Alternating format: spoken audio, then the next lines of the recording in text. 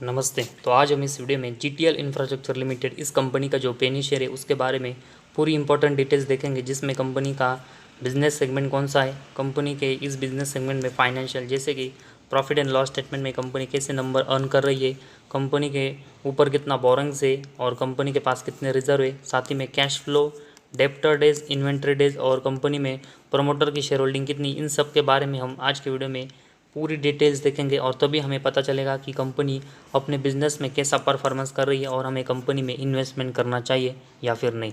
तो सबसे पहले हम कंपनी का बिजनेस देखते हैं।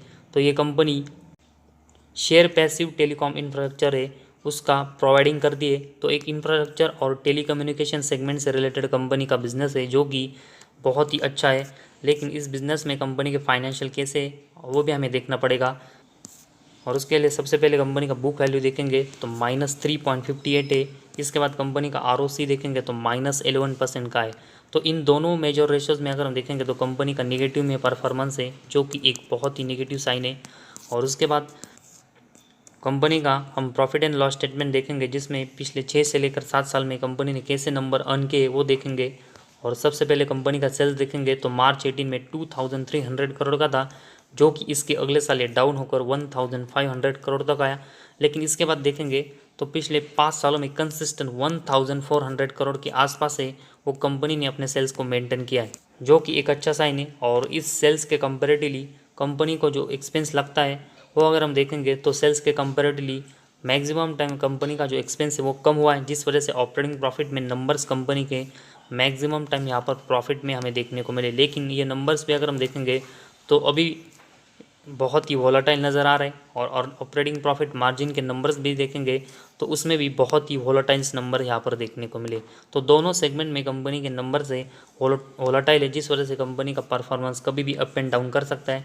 लेकिन अगर हम एक पेनी शेयर की नज़र से देखेंगे तो ठीक ठाक कंपनी के ऑपरेटिंग प्रॉफिट और ऑपरेटिंग प्रॉफिट मार्जिन है वो हमें एटलीस्ट प्लस में देखने को मिले। लेकिन इसके बाद कंपनी को जो यहाँ पर इंटरेस्ट और डेप्रिसिएशन चुकाना पड़ता है उसको अगर हम से कट करके देखेंगे तो कंपनी का जो नेट प्रॉफिट है वो हमें यहाँ पर लॉस मेकिंग देखने को मिलता है। और अर्निंग पर शेयर भी अगर हम देखेंगे तो ये हमें लॉस मेकिंग यहाँ पर देखने को मिला है। तो ऑपरेटिंग बेसिस पर अगर हम देखेंगे तो मेन बिजनेस से कंपनी प्रॉफिटेबल है, लेकिन कंपनी के ऊपर जो बोरंग्स है इसके लिए कंपनी को जो इंटरेस्ट चुकाना पड़ रहा है उस वजह से कंपनी का नेट प्रॉफिट और अर्निंग पर शेयर के नंबर से वो कंसिस्टेंट यहाँ पर लॉस कर रही है। और लॉस मेकिंग कंपनी में ज़्यादा हम इन्वेस्टमेंट का रिस्क नहीं ले सकते। तो कंपनी को अपने ऊपर का जो बोरंग्स है वो कम करना पड़ेगा ताकि कंपनी के नेट प्रॉफिट और अर्निंग पर शेयर के नंबर से वो प्लस में आए। और किसी भी कंपनी का नेट प्रॉफिट और अर्निंग पर शेयर का नंबर वो जिस मल्टीप्लाई में बढ़ता है उसी मल्टीप्लाई में कंपनी का जो शेयर है वो हमें मैक्सिमम टाइम बढ़ते हुए देखने को मिलता है।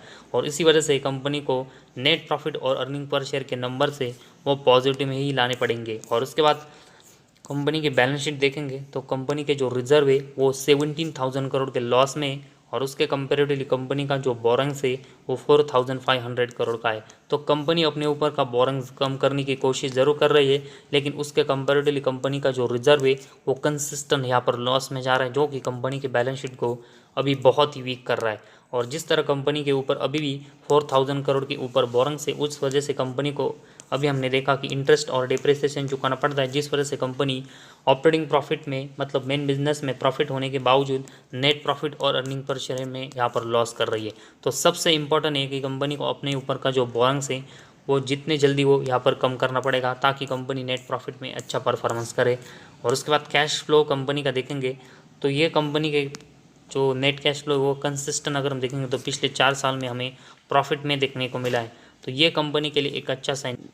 लेकिन कंपनी को नेट कैश फ्लो के नंबर्स अगर ऐसे ही कंसिस्टेंट पॉजिटिव में जनरेट करने हैं तो कंपनी को फाइनेंसिंग एक्टिविटी और इन्वेस्टिंग एक्टिविटी इनमें जो कंपनी के नंबर्स मैक्सिमम टाइम लॉस में जा रहे हैं वो प्लस में जनरेट करने पड़ेंगे, क्योंकि कंपनी का ऑपरेटिंग एक्टिविटी अगर हम देखेंगे तो कंसिस्टेंट प्रॉफिट में है। और इसी वजह से कंपनी का नेट कैश फ्लो के नंबर से वो कंपनी मैक्सिमम टाइम और पिछले 4 सालों में प्रॉफिट में जनरेट कर पा रही है। और इसी वजह से इन्वेस्टिंग और फाइनेंसिंग एक्टिविटी में कंपनी को जो नंबर लॉस में गए वो पॉजिटिव में जनरेट करने पड़ेंगे, तभी कंपनी का नेट कैश फ्लो आने वाले समय में कंसिस्टेंट पॉजिटिव में जनरेट हो पाएगा। इसके साथ ही में कंपनी के अगर हम डेप्टर डेज देखेंगे तो मैक्सिमम टाइम ये 50 डेज़ के नीचे है। तो कंपनी को डेप्टर से पेमेंट लेने में कम समय लगता है, जो कि एक अच्छा साइन है। और उसके बाद कंपनी का शेयर होल्डिंग पैटर्न देखेंगे तो कंपनी के प्रमोटर के पास 3% की हिस्सेदारी है।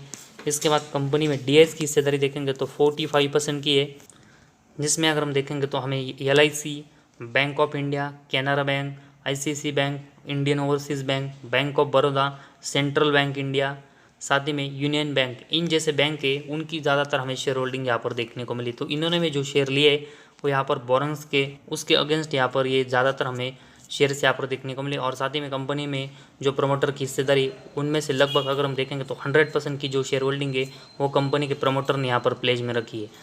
और साथ ही में पब्लिक के पास देखेंगे तो लगभग 50% के ऊपर इनके पास शेयर है। कंपनी के मेजॉरिटी स्टेक है वो पब्लिक के पास है, जो कि एक बहुत ही निगेटिव साइन है। और उसके कंपेरेटिवली प्रमोटर के पास देखेंगे तो 3% की हिस्सेदारी है, और उसमें से भी सभी शेयर अगर हम देखेंगे तो यहाँ पर प्लेज में रखे। तो ओवरऑल अगर हम GTL इंफ्रास्ट्रक्चर लिमिटेड कंपनी के बारे में देखेंगे तो कंपनी में प्रमोटर की शेयर होल्डिंग बहुत ही कम है। कंपनी का अगर हम नेट प्रॉफिट देखेंगे तो लॉस मेकिंग है। कंपनी के ऊपर 4000 करोड़ के ऊपर बोरंग्स है। और सबसे मेन अगर हम देखेंगे तो कंपनी का जो बोरंग्स है वही कंपनी के सभी सेगमेंट के परफॉर्मेंस को बहुत ही ख़राब कर रहा है, क्योंकि कंपनी ऑपरेटिंग बेसिस पर अगर हम देखेंगे तो प्रॉफिटेबल है, लेकिन कंपनी को जो इंटरेस्ट बोरंग्स की वजह से चुकाना पड़ रहा है उसी वजह से कंपनी लॉस में गई है। तो जब तक कंपनी का बोरंग्स कंसिस्टेंट कम होता नहीं रहेगा और उस वजह से कंपनी जब तक प्रॉफिट में नहीं आएगी तब तक हम इस कंपनी में ट्रस्टली इन्वेस्टमेंट नहीं कर सकते। और साथ ही में बाकी के पॉइंट्स में भी कंपनी को अच्छी इंप्रूवमेंट करनी पड़ेगी, और कंपनी को जो प्लेज में रखे शेयर है वो भी यहाँ पर छुड़ाने पड़ेंगे, तभी हम कंपनी में ट्रस्टली एक अच्छी इन्वेस्टमेंट कर पाएंगे। ज़रूर कंपनी टेलीकम्युनिकेशन और इंफ्रास्ट्रक्चर सेगमेंट में काम करती है, लेकिन इस वजह से कंपनी को सिर्फ शॉर्ट टर्म में तेज़ी देखने को मिल सकती है। लेकिन कंपनी को एक अच्छा और लॉन्ग टर्म में अच्छा परफॉर्मेंस करना है तो कंपनी को, और सबसे इम्पोर्टेंट है कि अपने ऊपर का जो बोरिंग्स है वो कम करना पड़ेगा, और तभी हम कंपनी में ट्रस्टली इन्वेस्टमेंट कर पाएंगे। और जब तक ये कंपनी नहीं करती तब तक हम कंपनी में ज़्यादा इन्वेस्टमेंट का रिस्क यहाँ पर नहीं ले सकते, और उसी वजह से हमें कंपनी में बिल्कुल इन्वेस्टमेंट करने से अवॉइड करना चाहिए।